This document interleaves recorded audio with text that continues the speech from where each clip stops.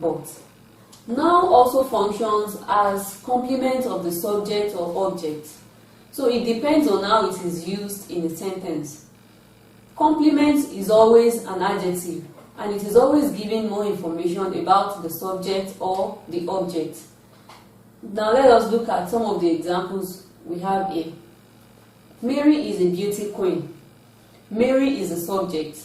A beauty queen has been underlined as the complement, which is giving us more information about Mary. So, beauty queen in that context is a complement to the subject. The second example reads, Mary bought a bag with a red ribbon. A red ribbon has been underlined.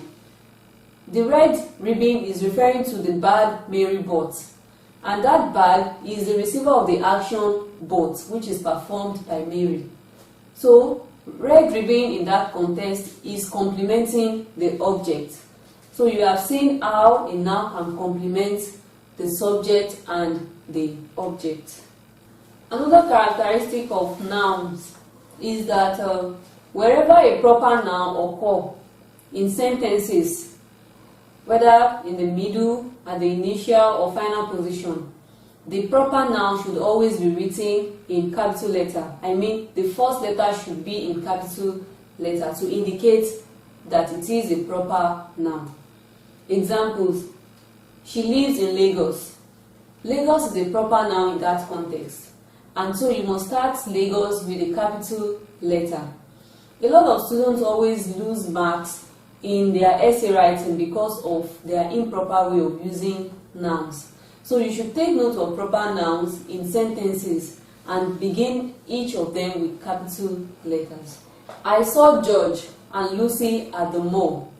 George and Lucy are proper nouns, and they are started with the capital letters, the capital G and capital L, as well as I. The I in that context should always be written in capital letter, the pronoun I. Wherever I appears in your writing, you always write it in capital letters. And the last example reads, Akpan is a Nigerian. We have two proper nouns in that sentence. We have Nigerian and Akpan, and we have written the two of them in capital letters. Some nouns have genders. That is another characteristic of nouns. Nouns in English language have genders, not all of them actually. So we have examples like man, which is referring to the masculine, and woman, referring to the feminine. Father, mother, brother, sister, uncle, aunt, monk, nun, king, queen, witch, wizard, matron, patron, John, Janet, and so on. This is also applicable to animals, lion, lioness, and so on. You should always have it at the back of your mind that nouns usually go with determinants.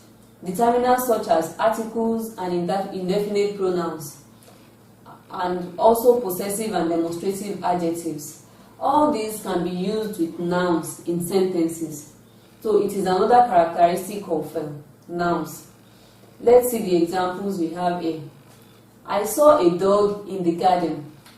I have underlined a dog, the garden, and the extension with an egg in its mouth. So an egg there is also underlined. Now let us look at the sentence. You will discover that the three articles are represented in the example: a dog, the garden, and an egg. So you can use articles with nouns. Then the indefinite pronoun. Everybody is invited to the program. Indefinite pronouns are numerous in English. We have everybody, someone, somebody, everything, and so on. So we have used one of them, which is everybody. Everybody is invited to the program. So in that context, it is representing, it is indicating a noun. And the last one, our books were kept in that safe. Our books is underlined, and that safe is also underlined. Are in that context is a possessive adjective, and that is a demonstrative adjective pointing at the particular safe where you keep your books. So are in that context is a possessive adjective, while say that is a demonstrative adjective. So in essence, nouns can take determinants, can take indefinite pronouns, and can take possessive and demonstrative adjectives. Nouns, either two or more, can be joined together to form another noun or another part of speech, as we have discussed under morphemes. So examples include foot plus ball to form football, land plus lord to form landlord, gate plus man to form gateman, bed plus room to form bedroom, lord plus sheep to form lordship. So you can have two or more nouns joined together to form another noun or to form another word belonging to another part of speech. Nouns in possessions.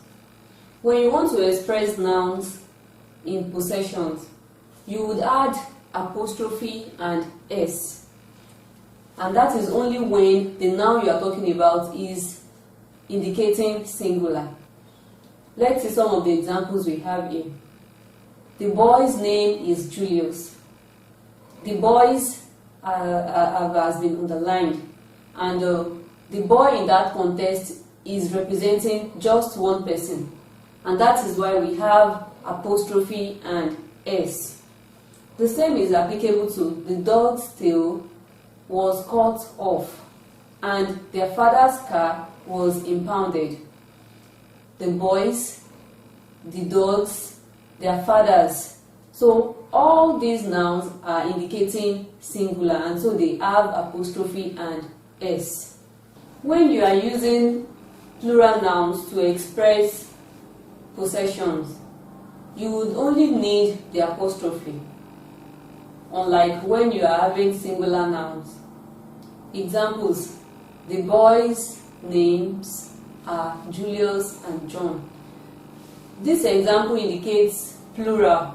The noun in the sentence is the boys, and the boys in that context attracts just the apostrophe without the s. So that is how you are going to use apostrophes and nouns when you are expressing possessions. The singular noun would attract apostrophe and s, while the plural noun would attract just the apostrophe. Pronouns. Pronouns are words that are used instead of nouns to avoid repetitions of nouns. So we have examples like I called Ben, but he refused to answer my call. They have underlined E, which is representing Ben. So instead of saying I called Ben, but Ben refused to answer my call, we have replaced Ben with E, and that is why we have I called Ben, but he refused to pick my call. Pronouns can also be used when you want to avoid mentioning same names, because you do not want someone around you to know what you are talking about. So in a situation where you want to hide some information from people, you could make use of pronouns instead of mentioning particular names of people. Then pronouns serve as tools for connecting the earlier mentioned noun and the later. You can find such example in I lost my watch, full stop. Perhaps I lost it on my way home. The it in that sentence, in the second sentence, is referring to the first one, the first noun that has been referred, that has been mentioned in the first sentence, which is watch. So what did you lose? You lost your watch. So it is as good as saying I lost my watch. Perhaps I lost my watch on my way home. So instead of repeating watch, you have replaced it with it, which is a pronoun. Characteristics of pronouns. The first one is that pronouns have gender. Genders in the sense that we have masculine, feminine, and neuter. The masculine is referring to the male gender. The feminine gender is referring to the female gender, while the neuter is referring to instances where you can use the same pronoun for both masculine and feminine. Under masculine, we have he, him, and is. Under feminine, we have she, her, and us. And under neuter, we have I, me, mine, you, and yours.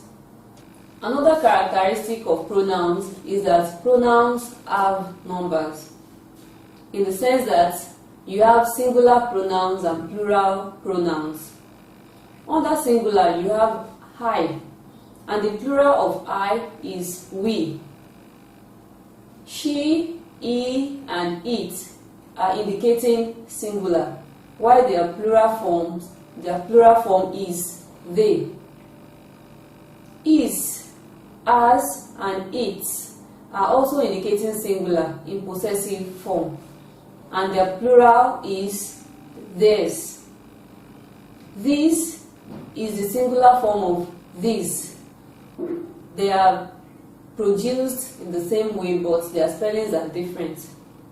The spelling for the singular this is this, while the plural is these.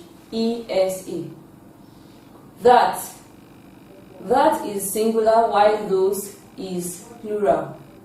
Me is singular, while us is plural. Him and her are indicating singular in object position, while them is their plural. Pronouns can function as both subject and object in sentences, just like nouns too do. So we have examples like she bought a bag. She is the subject in that sentence. She bought it. It is the object, the receiver of the action bought.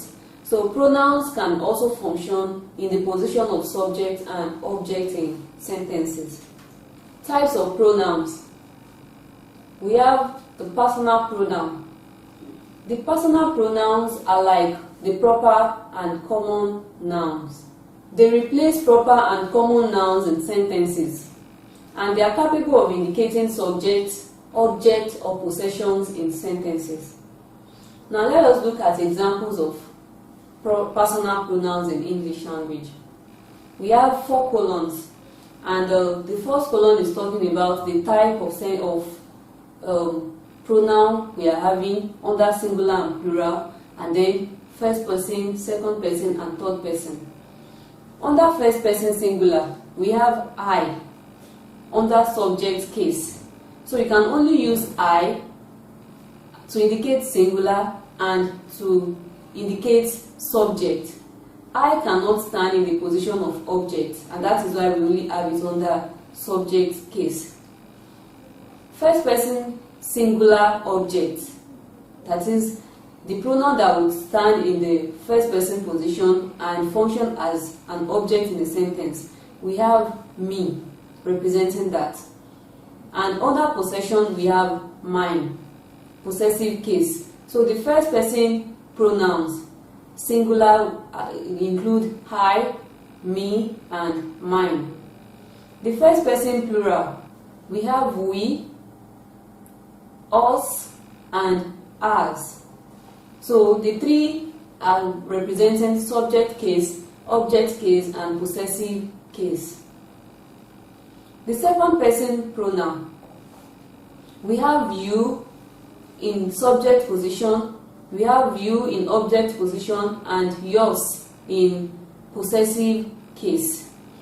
The reason why we have you in both subject and object cases is that you can stand in object position and as well suiting in subject position. So that is why you have you in subject and object position. You can have examples like you came in, or you bought a bag. That is representing a subject position. And in object, you can have examples like I bought it for you. You in that position is receiving the action, although it is an indirect object. The third person pronoun. We have